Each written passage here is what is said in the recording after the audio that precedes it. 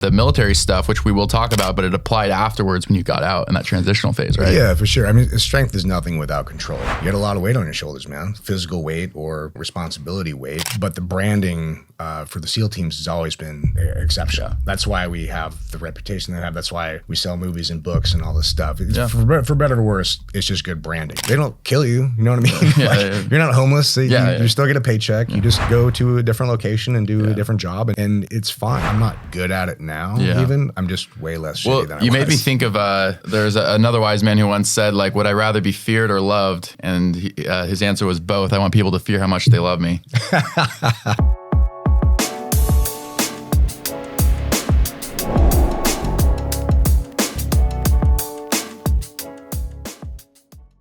Episode 97, Stay Classy podcast. 3 away from 100. Just talking to Robbie. We're gonna have to throw a little get together party. Anybody out there, hit me up. You're invited. Unless, okay, we'll get to that later. But Ryan Williams, thanks for coming on the show today. So Ryan is a former Navy SEAL, but he's also a very successful entrepreneur. He runs a couple of different businesses, which we're gonna get into. But Ryan, like, you know, we've had a few Navy SEALs on, or at least I think 2 or 3 before on the podcast in the course of the now 2 years we've been doing this. But your story is really interesting because you, from what I understand, like you, yes, like SEALs was a big part of your life, but it was interesting because in talking to you before this, like it was very clear that you're like, yeah, that was, you know, a phase of my life, but like I'm so much more than that. Like I'm so much, like my life afterwards has been like even more fulfilling, like, which I found interesting because, you know, a lot of times, like, you know, people will talk about their military days and it's kind of like this bygone era, but like for you, it's like, hey, like that is a part of, that is a part of me, but like, I'm very much in the present now, like I'm winning now. Like, so I was impressed by that, but tell us a little bit, like when you retired from Navy SEALs, 2008, right? And how many tours were you on? Or 3, one deployment before 9/11 and 2 okay. after. So at that point, did you have entrepreneur in your head already, or what? No idea where this would go. No, man. I mean, when I was in, I was only focused on like my whatever the mission was, right? Yeah. So when I was a new guy, I was focused on being the best new guy I could possibly be. Didn't think about anything else. I mean, this is also, I mean, I came in 97, so the world looked very different in, you know, pre 9/11. I wasn't alive. Yeah.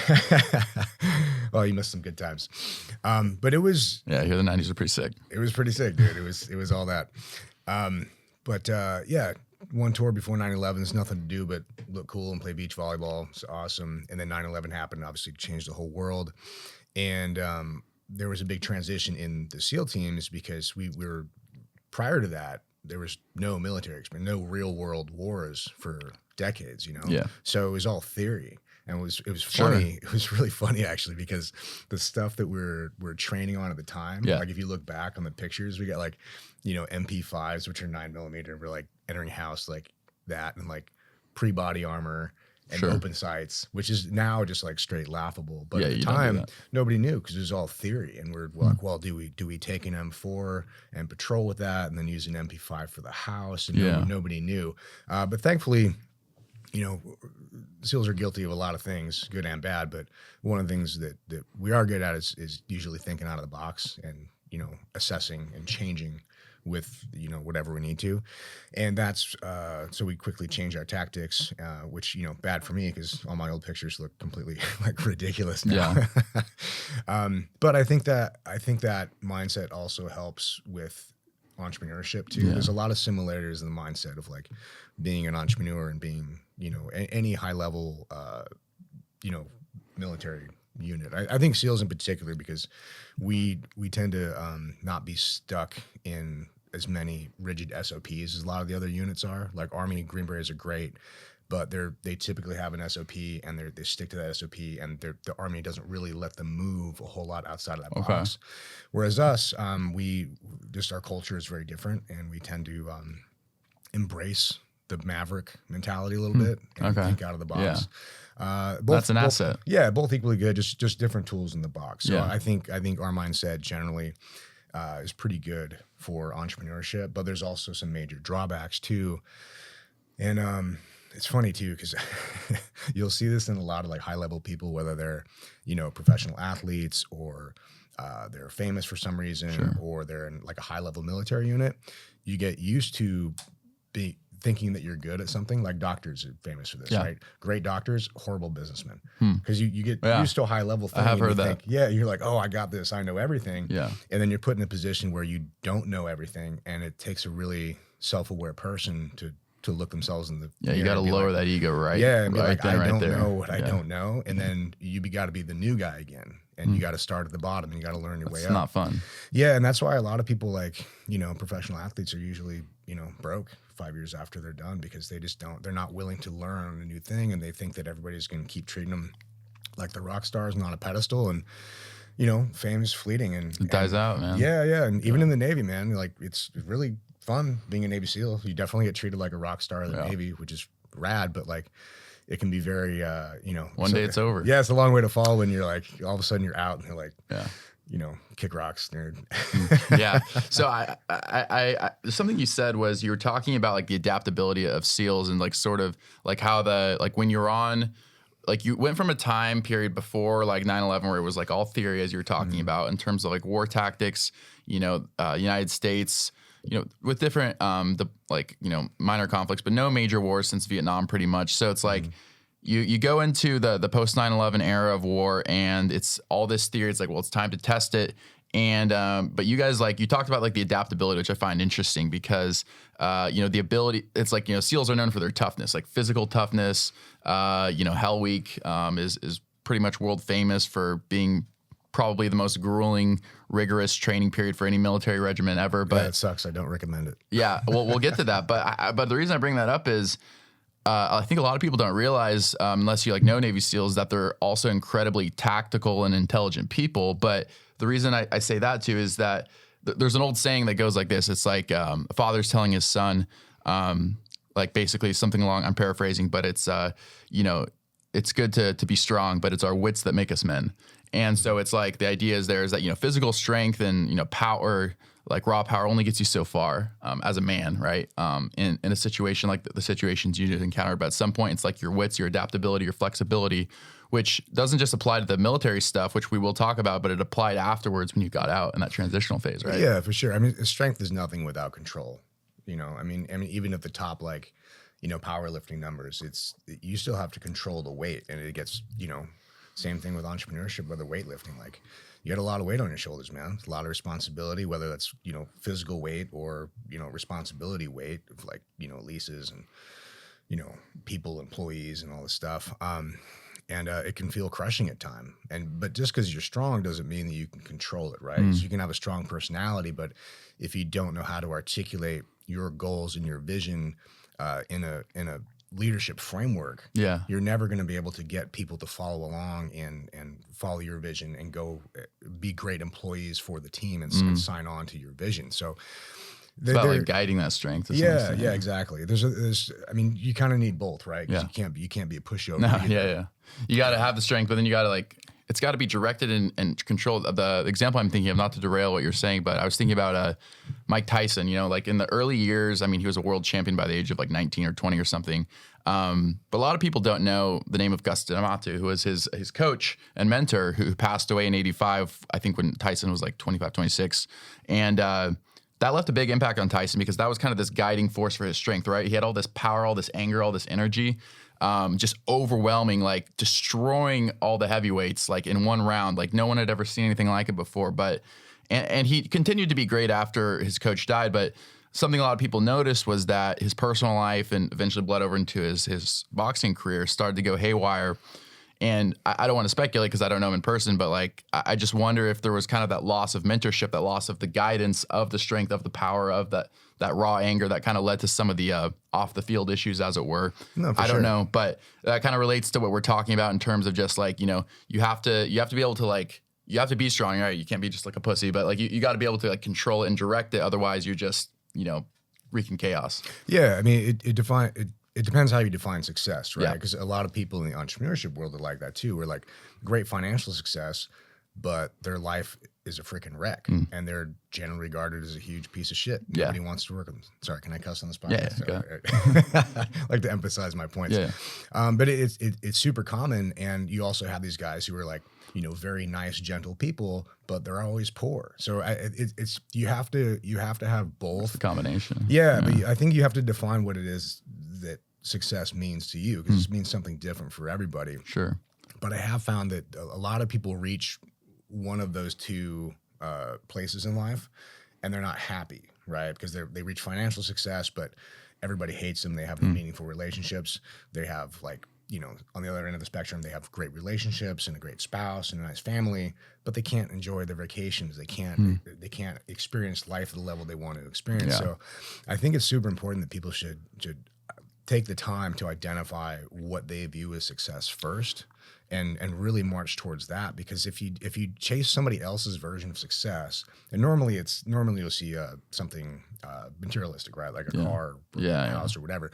But if you're not a car guy, like, don't try to buy a Lamborghini. You know what I mean? Because you're not going to find happiness there. But if cars make you happy, you can be generally happy driving a car. It's like the David Lee Roth quote, like, money can't buy you happiness, but it can buy you a big old yacht pull up right now. Enjoying this episode? Subscribe for more content on finding your own path to success. Every subscriber makes a huge difference to the pod, and we're grateful for everyone. And don't forget to throw us a classy like and comment too, to let YouTube know that you're a fan of our stuff. Now back to your regularly scheduled podcasting.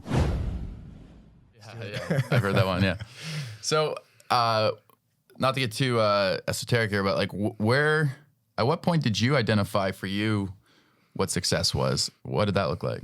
Well, I used to think it was a Lamborghini, because I grew up pretty poor, like on welfare, and it was great childhood, like a lot of love in the house. It was really awesome childhood, but we just didn't have any money. Yeah. And but I hate being poor, and that was my main motivation to get into entrepreneurship. Was I just don't want to be poor anymore. This shit sucks. Even in the military, like living paycheck to paycheck, and made some bad financial decisions. Sure. Don't buy a house with a stripper. It's number one advice I'd recommend to young military guys. I wouldn't know anything about that. that and don't finance a car at the lot right outside the base either. Yep. Yeah. I tried to do that. I couldn't get qualified for the financing. They got me. I went with my buddy who had already made the mistake, and then he showed me this Firebird, and how much can you afford a month? And sure enough, I walked out of there with like a 27% interest loan. Yep. On and I didn't qualify for the Firebird. I ended up with a freaking Pontiac Sunfire. Yikes, Rob. Yeah, Yikes. it's magic. But like through that process, I realized, like, okay, I'm going to define a goal for myself as a Lamborghini, right? And so I started down that path in entrepreneurship, and I used to joke like, "Oh, I don't need multiple Lamborghinis. I just need one." And there's a lot of stories that for instance, the first Lamborghini I ever rode in was my buddy Frankie's, and he's always been a couple years ahead of me in business. And he had a Gallardo at the time. And for people who don't know, there's usually two main Lamborghinis. There's the base model, or the lower end, basically, which has regular doors. And then there's the top end, which is the V12, that has the scissor doors, the Lambo doors. And he had the Gallardo, which was the lower end one at the time. And he's like, "Man, this freaking Lamborghini doesn't even have Lambo doors." And I'm like, "Bro, it's a Lamborghini. Like, let's go. This is awesome." And I'm like super stoked about it. And then I got a Lamborghini, a Huracan, which is the replacement for the Gallardo. And I called him up and was like, "Man, I get it. I want the fucking doors." You know what I mean? Yeah. So, but I learned a lot from navigating that situation of like wanting a Lamborghini and growing up poor and having it just be something on my wall that I just thought was unattainable. Yeah. I was like, I'll never have one, but these things that other people had that I saw, but I could never bring them into my own life. And then I sold my third company, which is a kettlebell company. And I had enough money. I mean, couldn't retire after anything, but had enough money to like allow me to pause, take a step back, and kind of be like, okay, well, maybe I can buy one of these. And I'm so glad I did, man, because I learned so much from having that car. What did you learn? Well, there's levels to it, because before at the time I put everything on a level of like, okay, I can afford it and I can't afford it. And I just put like a Lamborghini and a jet and a yacht on the same level of impossibility. What I didn't realize is Lamborghinis are actually pretty easy to get. Like it's I was financing $200,000, which is roughly $3,000 a month at the time, which is very doable when you have like, you know, a 7-figure business. It's real easy to pull off a small percentage every monthly and pay for that. But, you know, that's $200,000. A yacht might be $2 million. A jet might be $20 million. So very different price tags for all this stuff. And I didn't realize that. And I thought there was probably a good like 6 months when I bought the car where I was probably an insufferable douchebag. I thought I was so cool, man. I'm like, oh, I got this Lamborghini. Yeah. The honeymoon phase. Oh, dude, totally. And then, but through the car, I met other people who had like real money, and they'd like go on their lunch break and buy their wife a Lamborghini. I'm like, oh my God, I feel poor again, you know? Yeah. So that was a real big wake up call for me to be like, okay, this is not what I thought was like super cool. It's relative. It is cool. I really like them. I bought another one. I'm going to buy another one, you know, hopefully in a couple months. But it's just a thing. You know what I mean? It's just a thing. And humans are really good at getting used to things and getting used to situations. That's one of our main things. That's why we succeed in the world, because we don't have fangs. We don't have like spikes. We don't have anything. Yeah, we're pretty defenseless. Yeah. But we're very adaptable, very adaptable. And so humans get used to really good things, and we get used to really bad things very easily. So for me, I got used to it. And then I was like, well, it's cool. But another thing I learned from that car was that at the end of it, after I kind of matured a little bit in my thinking and realized that like, okay, this is doesn't mean I'm cool. Doesn't mean I have money. It doesn't mean anything. What lit me up was being able to share that experience with people who hadn't got to that situation yet. And they still were like, oh my God, a Lamborghini. I'm like, bro, come sit in it. Come drive it. Come. And kids would like get in. I'm like, bro, start it up, rev it, you know, let's go. Like to see them have that fire in their eyes and this whole new experience for them really revved it up for me too, because you get used to it and you forget like, oh yeah, life is pretty cool. This is pretty cool shit. I do have a Lamborghini. I forget it just becomes your life, and then you feel like sometimes that outside perspective is good. Right? Sometimes it's not good because it's like, oh, then you're like measuring yourself with others and it gets unhealthy. But sometimes like that reminds you, like other people remind you of what you had to be grateful for. Yeah, because then the next level of douchebag I achieved was where I'm like, it's just a Lambo, whatever. Yeah. So I'm constantly achieving new levels of douchebaggedness. Well, here's to more of that. But no, seriously though, like let's backtrack a bit. So we're kind of getting closer to the entrepreneurship stuff, but I want to rewind a little bit. When you originally said, you know, I want to be a Navy SEAL. Like you talk about the background, or you talked about, you know, you came from a background of poverty to some extent, but when you made the decision to become a Navy SEAL, so like I talked to Rob Garnett about this, and I've talked to some other guys about like their reasons for joining. I'm not going to say there's any one reason, but it seems like there's generally a combination for SEALs. I'm not talking about like any other military branch. I'm talking about SEALs. Seems to be a combination of patriotism, wanting to be exceptional, wanting to be to see how much you can endure as a man.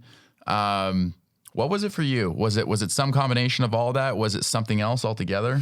Well, for me, it was definitely the last part, because I came in before 9/11, so there was nothing going on. Sure. And this is also when I was training for it was like 95, 96. So the internet was, you know, barely in its infancy. Yeah. So, but you still had a lot of information on it, and the SEALs have always had good branding, and maybe that's why I gravitated towards, you know, SEAL teams versus, you know, Green Berets or Ranger, whatever it is. They're all cool. They're all cool in their own way.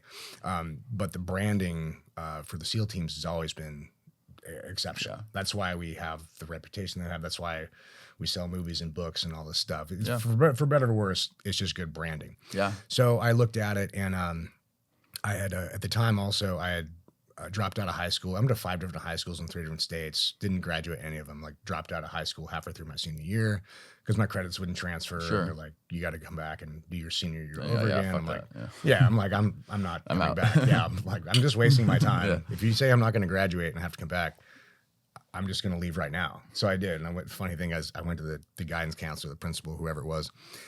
And he's like, well, you know, if you drop out, you're never going to be able to join the military. I'm like, good, dude. I'm never joining the military. I don't care. It was like the last thing on my list. So I was 17 at the time, dropped out, went to Mammoth for a year, be a lift operator. Mammoth Mountain? Yeah, Mammoth Mountain. Yeah. Snowboard I used to bum. go on ski trips every year there.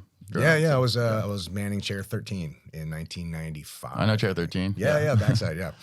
It's way cooler now than it was back then. It's pretty cool. And then I did that for a year and then went to Havasu, tried to get on the pro tour for freestyle jet ski stand-ups. Oh, wow. Which is also a cool 90s thing. Yeah. So I've heard. Yeah, didn't make it at all. Did not plan it. Didn't have a trailer. So I think I got my jet ski out like once and it ended up sitting in my living room, had that, and that was my couch basically. Yeah. I had lawn furniture. And but that's what you do when you're, 18 or 19 and poor and whatever. So I had these two experiences, and I was 19, and I was taking a break from that, and I was back visiting my mom in Santa Fe, which I hated Santa Fe, New Mexico. And I'm like, dude, this sucks. I'm like, what am I doing with my life? Like, who am I as a man? Where do I fit in society? Yeah. Like, what I'm having all these because I've always been a fairly aggressive guy. Yeah. So I'm like, what do I do with this? How do I fit in the world and who I am as a man? Because my dad wasn't around growing up. So I was like, and my mom's very hippie-ish. So I was always like shunned for being like aggressive. It's like, that's not what we do here kind of thing. Yeah. Yeah. So I was like, okay, well, what do I do? And so I saw like, I think it was pararescue and SEALs were in the news or something. Mm-hmm. So I was like, okay, I'll check this out. Yeah. And so I realized I wanted to do the hardest thing I could because I figured it's easier to find the hardest thing you can and then work backwards, right? Yeah. Because the volume of work you have to do there, if you don't make it, maybe the second hardest. But the volume of work you have to do to find that is way less than start a little hard thing and then work your way up. Sure. Way harder, way more work. Everything gets easier after that. Being a SEAL. Yeah, so I was like, okay, what's the hardest thing I can do? And the internet at the time told me it was be a Navy SEAL or climb Mount Everest. And I didn't have $50K to climb Mount Everest, so I was like, okay, I guess I'll go try this Navy SEAL thing. And went in purely for that. Joined the Navy in '97, and a lot of luck, a lot of work, and made it through first time, thankfully. And that was it. Was there a single moment or a series of moments, a day perhaps, that was the most challenging period of your entire SEAL training? Can you remember? The first day. First day. Yeah. Why was that? That's the only day I almost quit. Why was that? Because I didn't know what to expect, and I'd grown up, with my mom and mainly this hippie household, so I didn't have a lot of like male role models in my life. Masculine presence in your life. Yeah. So I was like, I didn't understand guy humor. I didn't understand sarcasm. I didn't understand like the jokes they were making. I was probably a little autistic too. So I'm a little shockwave. Literal. So I didn't understand the social aspects of it. So I'd gone through boot camp and A school, get to buds, and it's just like you're thrown into the frying pan, dude. I mean, it's all show because I was an instructor for a long time too. So now looking back, it's all show. They just get off the bus, and they're yelling at you, all this stuff, and I'm like, oh my god, this is terrible. But I was like I'm 230 now, and I was 185 pounds at the time, and I'm like there with guys who had won triathlons, guys who were wrestlers, guys who were way bigger, way faster, way stronger than me, and I'm thinking I'm just a little pencil neck dude. I'm like, man, these guys are way more physically equipped than me to be here. Like, what do I think? Imposter syndrome. Yeah. Am I in over my head? I'm like, holy shit, dude. I read about all the books. I was super motivated. I was like, oh my God, this is amazing. I'm actually here, on the grinder. But it was definitely like a big eye-opening experience. And I gave myself, I was like, okay, I really don't think I'm ready. It's like, maybe I'll quit and go to the fleet and get, work out for a couple of years and then come back or whatever. But I was like, okay, I'll give myself till the end of the week. I think I checked in like a Tuesday. I was like, I'll give myself to the end of the week. And if I still feel like that, then I'll go with that plan. I'll go ring the bell and go try to get bigger, faster, stronger, whatever, and then come back. But I realized like the next day we got the schedule, figured out what to do. And we started doing the training that I'd read about and I dreamed about and I'd obsessed about for, the last 18 months. And you're like, oh, I got to see it through. I'm like, I love this. Like, I'm in my dream right now. I love doing what we're doing. I mean, it sucked, but it was so exciting because I was literally living what I had fantasized about for years, So at that point, there were times in Hell Week where I was like, oh man, like a base tour where you run around with a boat over your head. Yeah. I'm like, man, this is really not fun. But right at the point where I was like, oh man, do I really need to be doing this? If they're like, okay, shoulders next thing. about to give out. Yeah, like, okay, next thing. So and later I learned it as an instructor that it's very regimented, like it's very mathematical. There's so much protocol that goes into it. But when you're a student, you're just like, oh man, I'm about done here. And then they're like, okay, next thing. Because they program it to be like that specifically. But yeah, that was the only time that that first day was harder than Hell Week in your opinion. Well, I don't say it was harder, but that was the only time where I was like, I don't know about this. Yeah, maybe I'm not meant to be here. Maybe I'm not the guy for it, whatever. And I still wasn't confident that I was going to make it, but I really trained a lot to be there. I was running like, 6-minute mile for 4 miles. I did a lot of prep. So I was like, look, and every class is like, there's dudes that show up and be like, I'll die before I quit. I'm like, okay, whatever. Like that's probably not realistic. Sure. But I did only like 1 in 100. I mean that. But I did train a lot. So I went into it, was like, look, I'm just hoping that what the program asks of me is slightly less than what I'm willing to give to it. And thankfully it turned out that way, but it was the perfect challenge. Everything was just the right amount of like maxing out. Like BUD/S is very, very well designed. That's probably why it hasn't changed much in, decades. Cause it is a really good program. But yeah, I ended up graduating there. Very proud of myself. And that was the early douchebag level where I thought it was cool. Then I met other people who were like way cooler. I started getting into jujitsu, and then there's people who are like obviously way better at that. Then you learn a little bit, and then you learn how much more there is to learn. Yeah. So yeah, it's just a constant progression, man. But I think, being a team was cool. It was fun. I'm so glad I did it. I'm so thankful I had the opportunity to have that experience in my life. But yeah, like I said, it's like, I don't want to be an Uncle Rico. Be like, back in the day, I could throw a football over the mountain. Like, no, it was cool. I'm glad I did it. Had fun. Didn't get to do everything I wanted to do. Yeah. But I'm happy setting new goals, looking for new experiences. I want to get the most out of life possible. Yeah. So I'm curious because I'm wondering, like, you've clearly like done a lot, had a lot of success with business after SEALs, but transition is incredibly hard for not just only like regular service military members, but also SEALs as well. The transition is often extremely difficult. Like, was it something that you maybe took away from your time in SEALs, or just something about you that you think allowed you to succeed after SEALs were over, where others didn't or struggled? Man, to be honest, I still don't feel successful, dude, because we've been up and down. I think like our top line revenue at Industry was like $7 million in 2021 or 2. But that year I almost lost the whole company because our top line revenue because of COVID, or just no, COVID was actually really good for us because everybody's shopping online, so all our clients' brands are blowing up. So this is great. But it was I had the mentality at the time of like grow at all costs, and then we had 3 warehouses, 24 people on staff, a nice big glass HQ space. Like I felt like a real grown up entrepreneur. Like I felt successful. Yeah. But dude, I made a series of mistakes, hired the wrong people, didn't check their stuff. And we found out after peeling back the layers of this stuff, we're like, holy cow, we're not making any money. Not only that, we've been losing $20,000 to $30,000 a month for a long time. We're actually $500,000 in the hole. Yeah. And we're about to go out of business. That was like, holy shit. I was not expecting that. So from the outside, it might look successful. We've had Lamborghinis and fun stuff, and it has been, to some degree successful. Sure. But also, it's been very volatile. It's been very up and down. It's been a wild ride. I think achieving success in entrepreneurship is harder than becoming a Navy SEAL. Really? Yeah. Why is that, man? Because there's no roadmap. You never know if you're making the right decision or not until like 3 months. Not like a book you can read, I guess, that like tells you what's right for you. Yeah, and it's every Atomic Habits, great one. Shout out. But go ahead. But in BUD/S, like it's physically difficult, and they use the physical difficulty to test your mental toughness, which works and it's good. But you're always being told what to do. You don't have a whole lot of questions, and there's always a safety net. Like if you don't make it, you just go to a fleet. They don't kill you. You know what I mean? You're not homeless. So you still get a paycheck. You just go to a different location and do a different job, and it's fine. So you have a really good safety net there.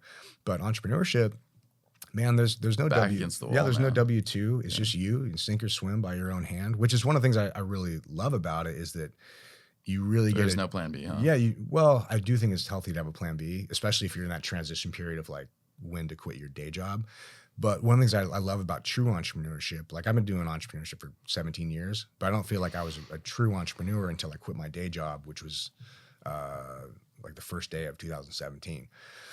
But one of the things I love about it and I appreciate about it is that you sink or swim by your own hand. You make your own fate. So I feel like you're able to bring the success, whatever success you have, you really feel like you earned it. Yeah. You know what I mean? But also at the other end of that, whatever failures you have, completely your fault. You know, like no one to point the finger at. Yeah, I was CEO of the company at the time. Now my wife's the CEO of Industry. But every mistake that happened in the company was me. Even if there's other people that made it, I'm the guy who hired that guy that made those mistakes. I'm the guy who didn't check his stuff. Like it's all my fault. Sorry, but there's a gentleman who I'm sure you're familiar with who talks about total ownership. Jocko. And I mean and obviously, you know, he's very like famous for kind of, I don't know if he coined the phrase, but just he's very well known for that and that kind of philosophy that he preaches of total ownership. There's a TED Talk where he talks about like, you know, it doesn't matter who makes the mistake in his company. Like he always takes the blame, always falls on the sword. Seems like you had to live that mentality out yourself and discover that along the way, right? Yeah, and he's great, man. He's, you know, we're not like close buddies. We don't go like drinking together. Sure. But does Jocko drink? I don't know. I don't know. Probably not. I don't know. But go ahead. But I'm not getting up at 4:30 to find out. No, he's one of our clients. We work closely with Echelon Front and his team there. We do like their apparel and fulfillment and everything. But that's one of the things that got me in trouble was at the time, because that was my first point. I built and sold 3 companies before 2017. And so I still had a day job, but they'd always been like just me and like maybe 1 or 2 other people. So it was basically like a freelance type. But you didn't have like a committed team, right? Yeah, I didn't have any. So I wasn't in a leadership role. Yeah. So I didn't have to be in a leadership role. And even in the SEAL teams, I was mainly an E5 60 gunner sniper. So like I wasn't in a leadership role in the teams either. I was as an instructor, but that's a very different type of leadership where, I mean, military leadership is completely different than civilian leadership. So anyway, as we were growing Industry and we're adding people to our team, I found that I was not a very good leader for these people. I didn't know how to articulate the vision. I didn't know how to get them aligned with what I wanted to get, what they wanted out of this relationship. And I was probably a very difficult person to work for, but I recognize that. Like I'm one of my good points is I'm very self-aware. And I think self-awareness is a superpower. Oh, it's huge, man. Yeah, and that saved me a bunch of times. It's huge. This is one of the times where it saved me, but it also got me in trouble, where I realized I wasn't a good enough leader to be the person these people needed to get the company to where I wanted it to go. So I was like, okay, who do I need to become? Who do I need to learn from? And Jocko's excellent leader. He does amazing stuff from that. I learned a lot from just listening to his podcast and stuff. So I was like, okay, I'm going to do this. Yeah. I forget what it's called, like disassociated command or his podcast or no, or what the concept term, term that he uses. I think it's disassociated command or whatever it is. But I can't remember. Basically, you hire good people, train them, and then stay out of the way and let them do stuff. Yeah. So I did not do that very well. So I hired people that I thought were good, but I didn't have the experience to really know them. And there's another phrase in business that I learned from Ed Milet is inspect what you expect. Inspect what you expect. Yeah. And I did not do that. So basically, if you expect a person to do a certain job, just check that it's being done. You know, very simple, whether that's, you know, a maintenance issue, whether that's a CFO issue, whether that's a production issue or customer service issue, whatever it is, just double check. They don't even have to know it, but just, you know, check in on the emails. Like, don't be like blind. Yeah. Like, is this person doing the things that I want them to do in the way that I need them to do it? Sure. And I didn't check. The Teamsters have a slightly different phrase for that. It's trust, but verify. Yeah. Right? Yeah. Very true.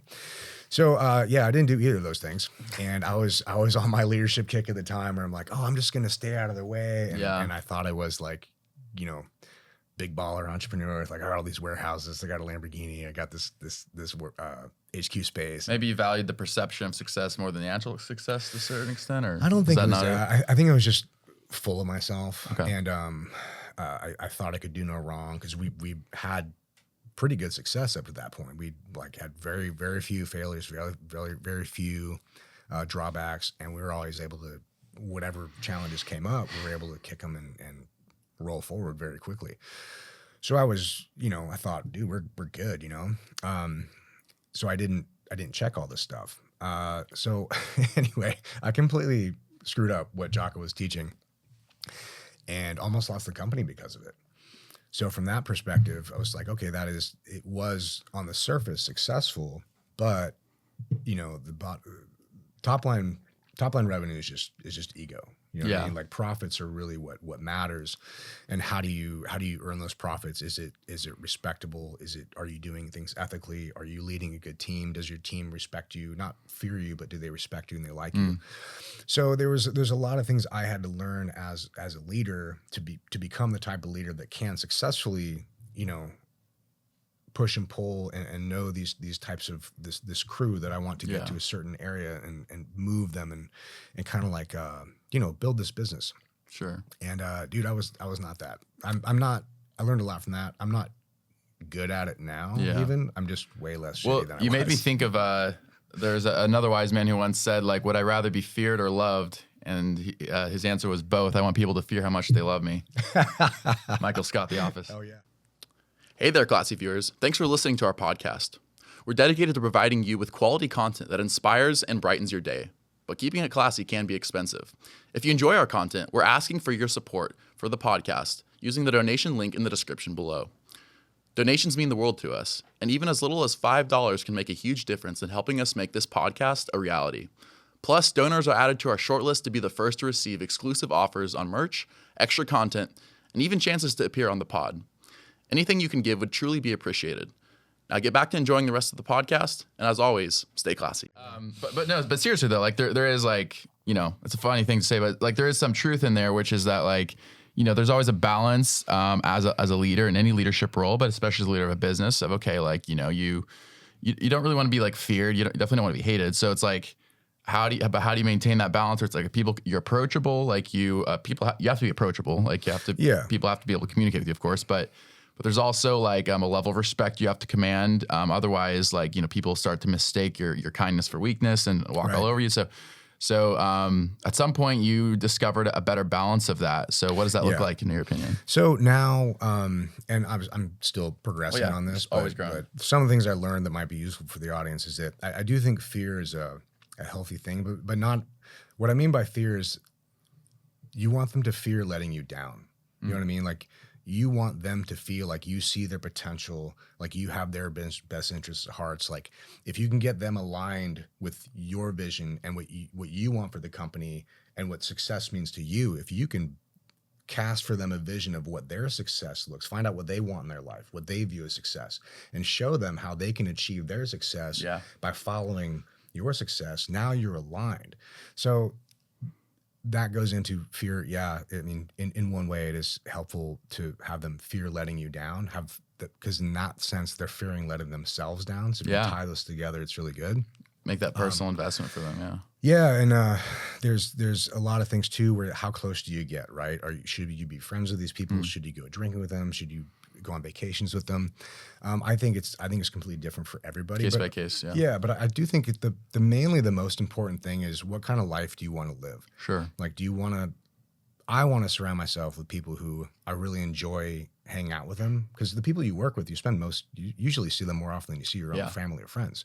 So I want to enjoy working with these people. I want them to be funny, articulate, challenging. I want to be able to have challenging conversations, and I don't want them to be mirror images of me, I want them to be very different than me. But I also think that's a very, right now I would say my view of entrepreneurship is much more mature than it was. Because when I was younger and my first 3 companies that I built and sold, I thought that the best thing I could have was a bunch of me's. Because you're so busy. When you're a one-man show, you're just super busy. So you're like, oh, I need more of me. If my company had 10 of me, I could rule everything, But the reality is your company would be terrible, right? So if I had 10 of me, all the same weaknesses. Exactly, yeah. So if I had 10 of me in my company, I'd be like 1% better at the things I'm already good at, but I'd be so bad at everything else, like absolutely terrible. So that's one of the reasons I made my wife Disney CEO, is because I'm really good at a few things over here, but I'm really bad at a lot of things over here. But she's really good at the things that I'm bad at. And she can do the things that I'm good at, but it's not her strong suit. Yeah. So the package that we can bring together as a partnership, as a team to the business is really capable. That's awesome, dude. Like I was thinking like, well, first of all, there's a Sun Tzu quote, who I'm sure you're familiar with, Art of War, but know yourself and know your opponent. In 100 battles, you'll never be defeated. And obviously, he was talking about military war, but we're talking about entrepreneurship. But I guess the applicability there is the first part, which is like knowing yourself, right? Like you have to know yourself to win a battle, right? Because otherwise you're going to overlook your weaknesses. We see time and time again in history, like military generals, like arrogance or whatever, or certain blindnesses, that led to their demise or downfall of their armies. And I was thinking about this, but the thing I wanted to touch on was in terms of like leadership. And I'm going to share a quick story that I've actually never shared publicly because it applies to what you just said about the balance of fear, respect, love. So when I was 18, 19, I was working as an intern at a law office. And the head of the law office, who I'm not going to name him, he's a wonderful gentleman. He's a district attorney now. But he was my boss. I didn't know him super well. To be honest, I got the position probably because my parents were close to the guy. It was nepotism, plain and simple. But the thing I'm getting at here is that this man was, well, he's a man of great conviction. He's a man of great like character, like nothing to say about respect for him. And the way that carried over into his work was, I was in awe of him when I entered the workforce. This was my first like kind of job, real job. And I was in awe of him, and I feared him. I respected him, but I respected him a lot more after this story I'm about to tell, which is that the thing that happened was I was working as an intern. There was like a multi-story like building. I was like on the 4th floor of this like complex, right? And I had very menial jobs, for the office, which was like paperwork and shit. And I was carrying out all this paperwork to dump it in the recycle or shred it or something. And there were these big metal bins I remember. I'll never forget, like one of these metal bins, like I was, shredding and putting stuff away. And I set one of these metal bins out on the ledge of the 4th floor. And I'm throwing stuff away. And all of a sudden I look back and the metal bin's just like kind of slipping and it slips into space. And my my mouth opens. And I'm just like, no, Yeah. And I look over, sure enough, and the ground floor is the entrance to the law office, and there's tons of people there. And I'm like, shit, like this is bad. Like this is really bad. So I lean over, the metal bin crashes down almost, I swear on my life, like 3 to 4 feet away from a lady's head. Wow. Slams into the ground. Probably would have killed her. Like this is a big ass like metal bin.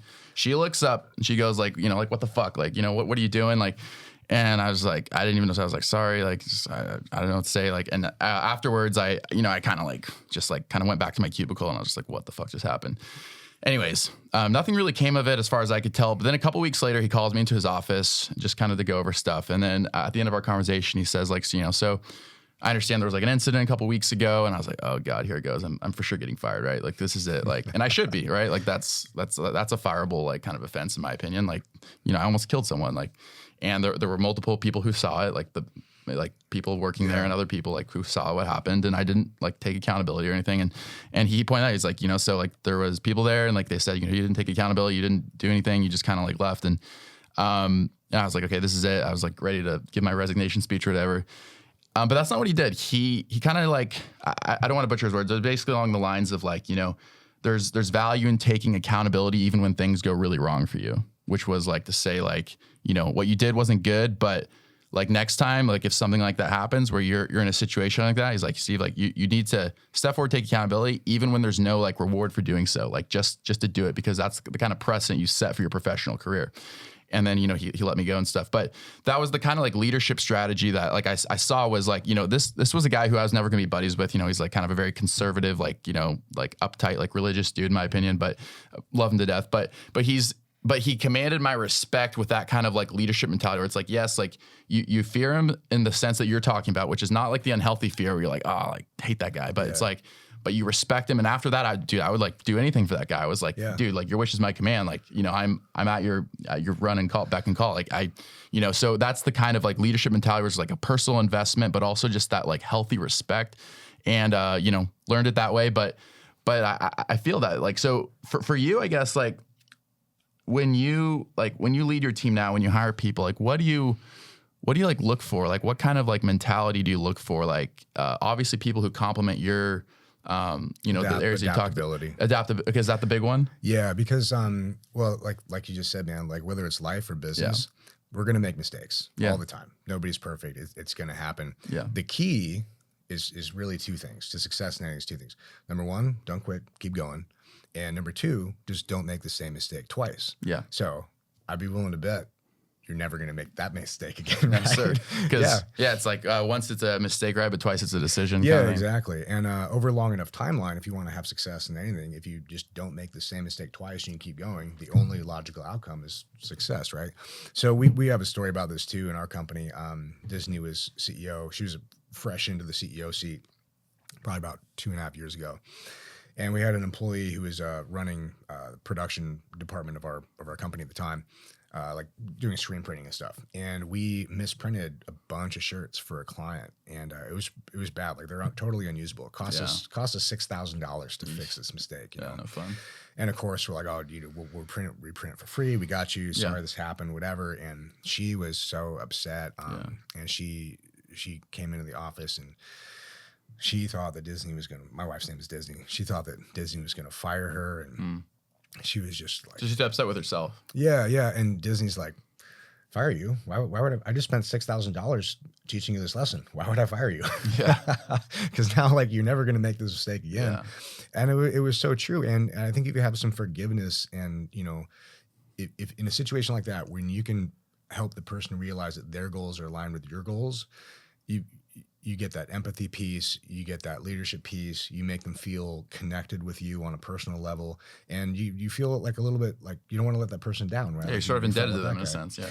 Yeah, and I think that's a really powerful thing that you can do, and I think anytime somebody messes up, I think it's an opportunity, right? Exactly, it's an opportunity to be like, okay, how can I, because milk's already spilled, you know what I mean? It's already happened, whatever. So how can I make the most of this? How can I turn this negative into positive? What can I get out of this for me, for the employee, for the business, for the client, whatever? How can I think out of the box and make this thing a positive thing? And, some things there is no way to do that. Yeah. But I found that in most situations, there is usually something that you can do. Oftentimes, maybe it's not positive, but you get to be a break even or something. So there's a lot of things, but I do think that being able to think creatively and think out of the box and find solutions is key. And that's what we look for in people is the ability to adapt to situations. And we've been in business in this company for 10 years, so it's been a while. And even before that, we were producing apparel for all our friends' companies because my first business was an apparel line. Okay. So all our friends would come to us and ask us to produce clothing because if you ever got clothing produced, it about 50% of the time it's all fucked up. Sure. Yeah. And we still screw things up, but our whole thing is we just screw it up way less than anybody else. And sometimes that's what it's about, right? That's like professional sports, right? Like right. And that's why fifth inning of the World Series, Game 5. Well, that's why we have the clients. I'm a big Dodgers fan, so always been a homer. That's why we have the clients that we do is because like we're probably like 10% more expensive, but we're on time and you get a quality product that's reliable. And when you're building a business, especially a product-based business, that's super important. You know what I mean? And if it ever goes wrong, we fix it like right away, for free.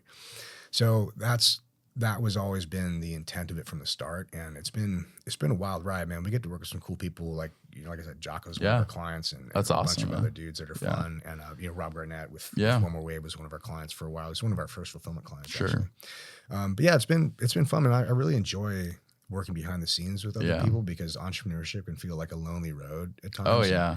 Because nobody talks about the bad stuff. They're always talking, look at my Lamborghini, look at all the cool stuff. It's like all the Instagram reels and stuff. Like they forget the part where you're like depressed as fuck and it's 11 p.m. and you're alone at your laptop and no one's giving you a hug and you're behind and no one's going to save you, man. Like no one will save you in that moment. It really helped me. Like when we were going through that time, when I almost lost the company, it really helped me to read these books about other entrepreneurs like, Musk and Bezos and Phil Knight from Nike and these guys. Yeah. And every single one of them has a story about almost going out of business like multiple times. So I was like, when it happened to me, I was like, oh, okay, I'm not a shitty Not entrepreneur. alone, yeah. Like this is just what happens. This is just part of the process. But opening up and talking about that negative stuff, I think really helps because I think more people would have success in entrepreneurship and enjoy it more if they knew about that. Yeah, exactly. I mean, how hard would buds be if you thought it was going to be like a cooking course or something? You know, Shit. they're yelling at you like, bro, what did I get into? You know, nobody would ever graduate. Yeah. But because you know it's hard, you expect it, and then it works. Like, you know, you wouldn't expect to go win a UFC fight and not get punched in the face. Like you expect it. So when you get punched in the face, you're like, okay. And you don't crumble and die. You just keep going. So I think there's a lot of value in talking about the bad stuff because most people don't. And it happens to everybody. And when it happens to you, you feel very alone because you feel like you're the only one that's ever screwed up. And the reality is everyone screws up. Your personal life, professional life. Yeah.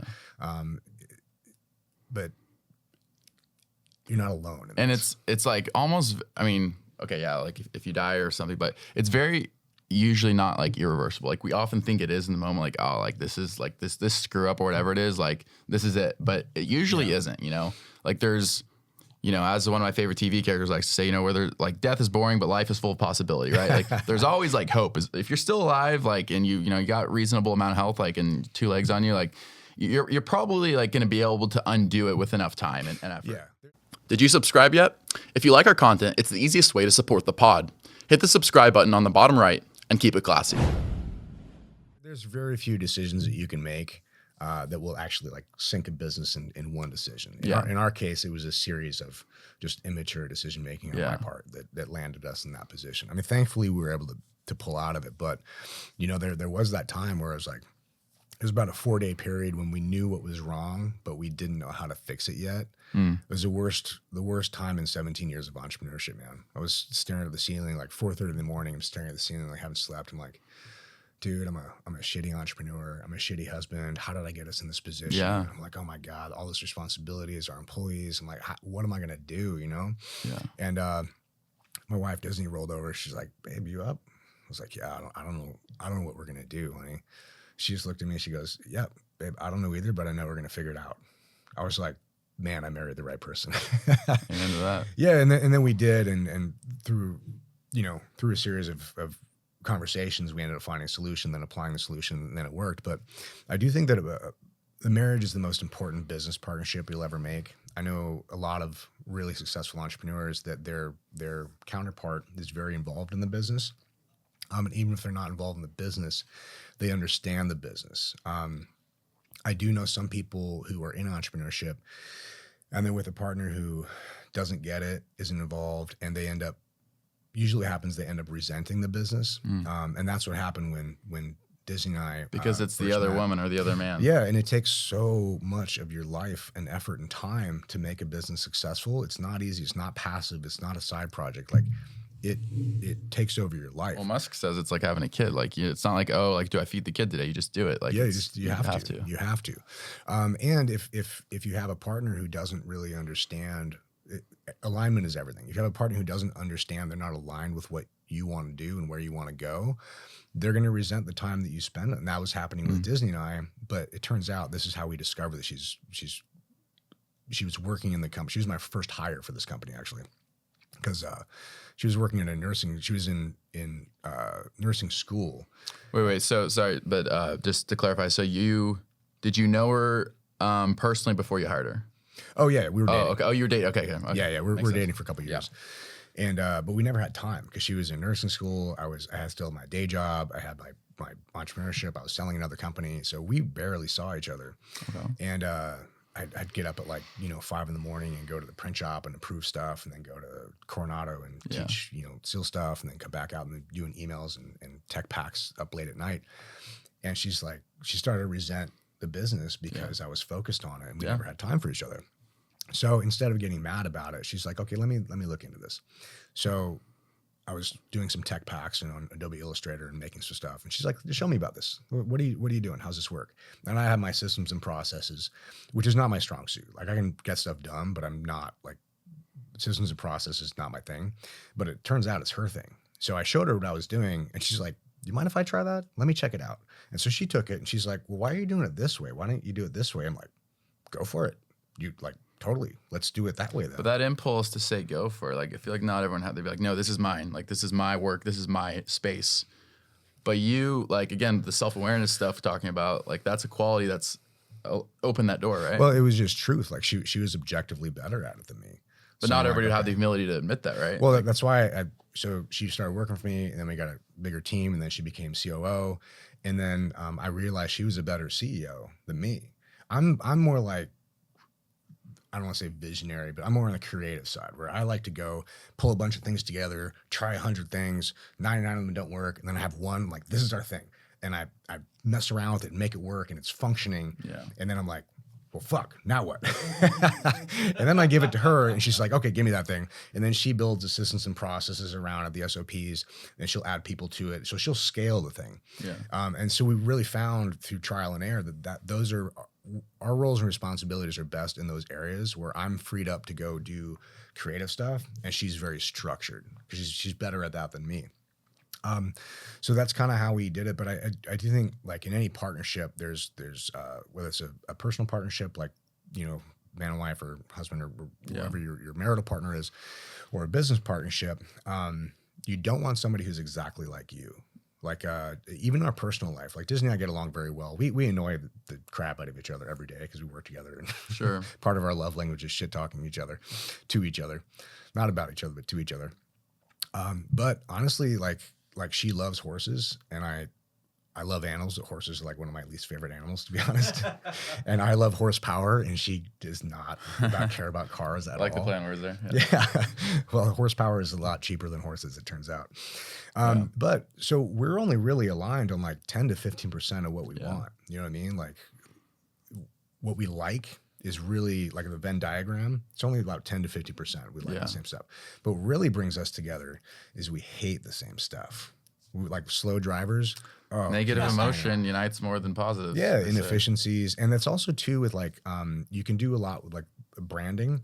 You can identify a brand a lot, not just for what it stands for, but what it stands against. Yeah. Right. So like we're for this, we're for that. Everybody's for something. It's usually some word salad of BS. But like if you can identify an enemy, you can really define your brand by like negative space, right? Sure. So if you see like a bunch, like a camo pattern, you're like, oh my God, it's a whole bunch of junk. But if you have one thing in an ocean of nothing, it stands out. Yeah. So there's a lot of that. But I do think in any relationship, whether it's a business relationship, personal relationship, you don't need to be the same person to get along. And roles and responsibilities, particularly in our work life, we don't step on each other's toes because she's in charge of certain things and I have a say in it. But at the end of the day, it's her decision. Sure. And I have certain things in my life or my role in our company that she can say whatever she wants. But at the end of the day, I'm deciding on this thing, you know? Yeah. And we're down to like how we decide who's doing the tasks in the house that nobody wants to do. Like nobody likes doing the dishes, but it turns out I hate unloading the dishwasher and she hates loading the dishwasher. Neither of us like doing either of it, but I dislike loading the dishwasher less than she does. So I load the dishwasher and she dislikes the other thing. So she unloads it. So I'll load it. She loads it. Or sorry, I'll load it and she unloads it. Just to spell it out, guys, the story here is not about dishes. Well, it is though. It's not, but it's about everything, right? So like if you have these tasks you have to do, whether it's a business or personal life, you can define those by like your roles and responsibilities and who's best suited for what. And then it's way easier to do that because, I mean, nobody likes everything about your life or your business at any one point. Like there's always things that you don't like, you wish you were better or whatever. And I think it's important to have things to shoot for. But also your life's gonna be so much easier if you just have roles and responsibilities outlined. Clearly defined, yeah. And okay, so last couple questions. One is for, I think you've already touched on it, I would guess, but the one piece of advice, the most important piece of advice you would give anybody who's in a position of considering leaving a day job, starting a business, becoming an entrepreneur, not sure if they have what it takes, number one thing you would tell them? Don't quit your day job. And I don't mean that in the sense of like negative. What I mean is like most people will say, go all in, burn the boats, which sounds sexy and cool, but it's horrible advice. And the reason for that is that most businesses take 2 to 3 years to get to the point where you can actually live off it, right? But that's 2 to 3 years where you're not living off it and you're taking all the money and putting it back in to grow. So most businesses will fail, even if it's a good model, even if it would otherwise succeed. If you try to pull money out of it too early, it's going to fail. And most people don't realize about businesses too. They get into business thinking that it's going to make them money. Businesses, if you're growing, businesses eat money. So when I was growing one of my apparel lines, I was talking with the guy that owned the print shop we were working with at the time. And I was like, bro, we're doing well. We're making sales. Like, why does it feel like I have no money? He's like, oh, it's because you're growing.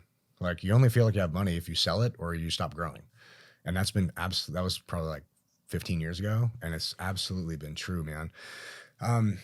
But I think that knowing that, I do think there's a lot of power in having a day job, because you can make better decisions in the business when you're more focused on long-term. Like, is this going to help the business grow in 6 months, 12 months, 18 months, 24 months versus I need to make rent next month. You know what I mean? You can make more long-term decisions. You can make better quality decisions when you're not, worried about payroll. So I always like to recommend you guys keep your day job as long as possible, keep your overhead as low as possible for as long as possible, and only leave when the time it takes, because that's always the question mark, right? What's the stepping off point? Yeah. Where do I jump? And I made that mistake where I stayed at my job too long, because I was afraid I was making, like around $100,000 at the time, working for Department of Defense for teaching SQT as a civilian. Good job, yeah. I was like, okay, it's a good job, and I had my business on the side. But you knew you were meant for more. You were capable of more, at least. Well, I just wanted more money. Well, that's how it started, but you were also capable of it because you... Well, I just wanted to experience life more, and turns out most things in life, unless you want to live in a van, cost money. So it's like, okay, if I want to get on a plane and go, have lunch in France, what does that cost? It's more than $500. So what do I need? I need a private jet and all these things. So anyway, to experience life at the level that I want and have the level of like enjoyment in this stuff takes money. So that's why I pursue money. It's not for the material things. It's for the experience of maximizing this time that we have on earth, right? I want to experience as much as I can. But with that, it's very hard to do that when you're pulling money from the business. So yeah, keep the day job as long as you can. But what happened with that was I should have jumped ship 6 months earlier. But what happened was I was afraid. I was too much of a pussy to jump because I was like, oh, what if there's no safety net? I don't have a job anymore. Am I going to make up this $100,000? Yeah. And I was really worried about it. And my performance at my day job started to suffer because I was focused too much on my side project, on my business. Started to eat at you. Yeah, and I was letting down some of my coworkers, and I wasn't present when I should have been present, and that's not who I am. That's not how I want to operate. Yeah. So I was like, okay, I'm being a pussy. I need to jump, right? Yeah.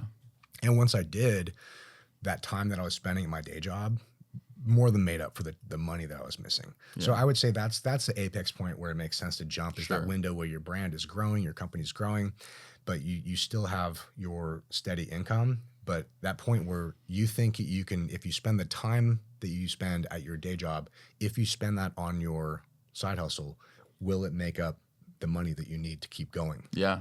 Yeah. And that's usually the point, but you gotta, it's going to look a little different for everybody. It's not going to be like a, blanket, like, oh, this is like the exact point in your life and in your career where everybody needs to like leave their day job. Yeah, it's very different. We were at, I think at that point, our first year, I think we were like 850,000 in top line revenue, but manufacturing is very small margin. So our net on that was very small, but I had no employees, no overhead. So everything I made was like right in my pocket. I'm like, this is great. Yeah. The other thing I'd say is, when you're pricing out, when you're doing a pricing model and building your business, don't do what I did, is keep your prices the same as when you're a solo. Like, build your prices in to where you can afford the margin to pay for the employees, to pay for the lease, to pay for the equipment that you need. Like, build that in from the start, because I didn't, and then I had to raise prices to pay for all the overhead that I had. Sure. And it was some, awkward conversations with some of my clients. Yeah, it was awkward. But here you are, man. Here you are. I mean, it worked out. And one thing I would say is, like, you made me think, because you were talking about like sort of